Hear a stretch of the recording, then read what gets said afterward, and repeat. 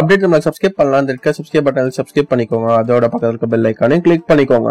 இந்த வீடியோவை லைக் பண்ணலாம், மறக்காம லைக் பண்ணிக்கோங்க. இன்னைக்கு எதை பத்தி பார்க்க போறோம், ஜியோ பிரைம் வந்து நம்ம ஆக்டிவேட் பண்ண போறோம்.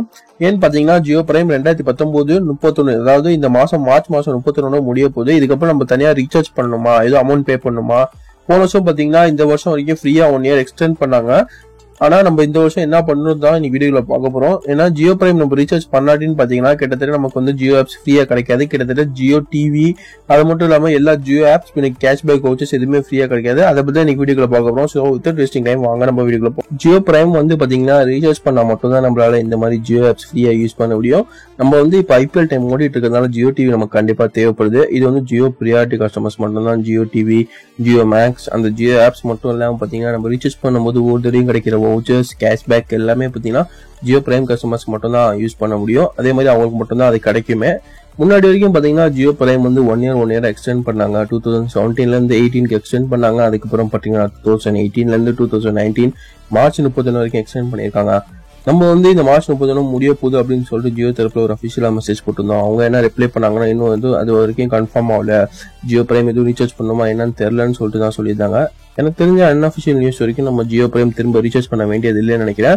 ஏன்னு பாத்தீங்கன்னா 31 நெருங்கிடுச்சு. இதுக்குள்ள வந்து திரும்ப ஜியோ பிரைம் ரீசார்ஜ் பண்ணி ஆகணும்னா மக்களால கண்டிப்பா முடியாது. ஏன்னு பாத்தீங்கன்னா அவங்களோட சப்ஸ்கிரைபர்ஸ், ஜியோட சப்ஸ்கிரைபர்ஸ் நிறைய இருக்காங்க. அத்தனை பேர் வந்து உடனே வந்து ரீசார்ஜ் பண்றது சாத்தியம் இல்லாது. அது மட்டும் இல்லாம பாத்தீங்கன்னா ஜியோக்கும் ஏர்டெலுக்கும் நிறைய போட்டி போயிட்டு இருக்கு. இப்போ வந்து ஜியோ வந்து திரும்ப பிரைம் ரீசார்ஜ் பண்ண சொன்னாங்கன்னா நிறைய கஸ்டமர்ஸ் அவங்களை விட்டு போகிறதுக்கு வாய்ப்பு இருக்கு. ஸோ அதனால ஜியோ வந்து அந்த முடிவு எடுக்க மாட்டாங்க. அப்படியே வந்து ஜியோ பிரைம் ரீசார்ஜ் பண்ணி ஆகணும் அப்படின்னு சொன்னாங்கன்னா அவங்க வந்து 2 மாசம் கால அவகாசம் கொடுப்பாங்க. இந்த 2 மாசத்துக்குள்ள வேணா மக்கள் வேணா ஜியோ பிரைம் வந்து ரீசார்ஜ் பண்ற மாதிரி இருக்கும். மோஸ்ட்லி எனக்கு தெரிஞ்ச வரைக்கும் ஜியோ பிரைம் ரீசார்ஜ் பண்ண சொல்ல மாட்டாங்க. ஏன்னு பாத்தீங்கன்னா இப்போ வந்து வோடஃபோனா இருக்கட்டும், ஏர்டெல்லா இருக்கட்டும், எல்லாமே பாத்தீங்கன்னா ஜியோக்கு போட்டி கொடுக்குதுன்னு சொல்லிட்டு அவங்களோட காஸ்ட் வந்து கம்மி பண்ணிட்டே வராங்க. ஜியோ 149 ரூபாய் 1.5 GB கிடைக்குதுன்னா அவங்க வந்து 120 190 ரூபாய் தான் கிடைக்குது. ஒரு 30 ரூபாய் டிஃபரன்ஸ் தான் வருது. இப்போ வந்து ஜியோ பிரைம் ரீசார்ஜ் பண்ணணும்னா அது வந்து பெரிய ஒரு பாரமா இருக்கும் ஜியோ கஸ்டமர்ஸ்க்கு. ஜியோ பிரைம் உங்களுக்கு வேணுமா, அது தனியா காசு கட்ட மாதிரி இருக்கணுமா இல்ல ஃப்ரீயா வேணுமான்றதை மறக்காம கீழே கமெண்ட் பண்ணுங்க. இது வரைக்கும் இந்த தகவல் படி பாத்தீங்கன்னா நமக்கு ஜியோ பிரைம் வந்து கண்டிப்பா ஃப்ரீயா தான் கிடைக்கும். அப்படியே அபிஷியலா இது ரிலீஸ் பண்ணாங்கன்னா நம்ம சேனல்ல தான் ஃபர்ஸ்ட் வீடியோ போடுவோம்.